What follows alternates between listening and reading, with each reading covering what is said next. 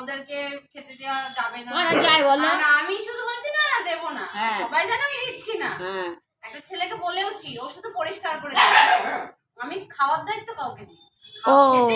হ্যাঁ ওইসব কি আর এই কারণটাই রিসেন্ট এই কারণটাই খেতে আমি সবাই বল করছি এখন মাংসটা ভাত দিতে পারবি না, দিস না।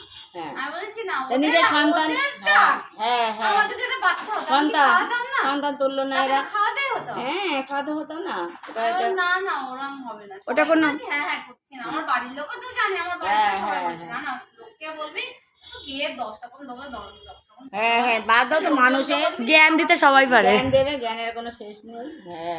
আমার মাও সব মানে না, আমিও মানি না গো ভাই, সত্যি কথা বলতে। কাজকর্ম করে বাড়ি চলে এসেছি ওদের জন্য, রাত্রেবেলা কোথাও যাবো না, এখানে।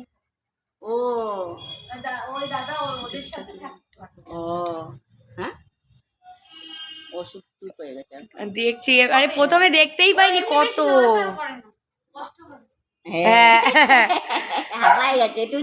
একটু ঝরলো তাহলে আমাদের থেকে একটু। এখানে 15-20টা আছে, বেশি আর বেশি না, ভেতরে তো দেখাই যাচ্ছে না।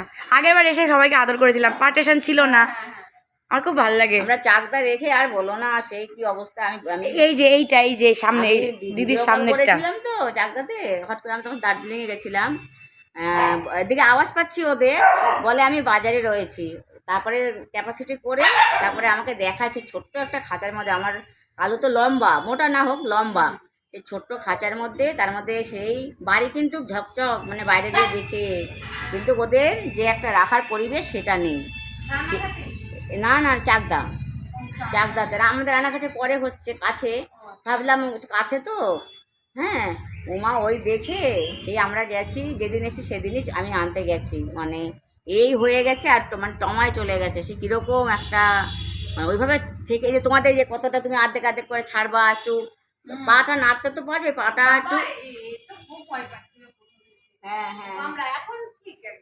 না, আমাদেরও কামড়ানো নেই, দুবার করে ছাড়া হয়, ও আধ ঘন্টা খেলা হ্যাঁ একটু না হলে তো হবে না, তা আরো পাগল হয়ে যাবে। তাহলে ওইটাই মানে কি বিভৎস, তাহলে তো আমাদের সুবিধাই হতো, এত দূর আসা, অনেকটা দূর। তাও হলেও বাবা শান্তিতে আমরা থাকতে পারবো। কত বিগেলই বেশি।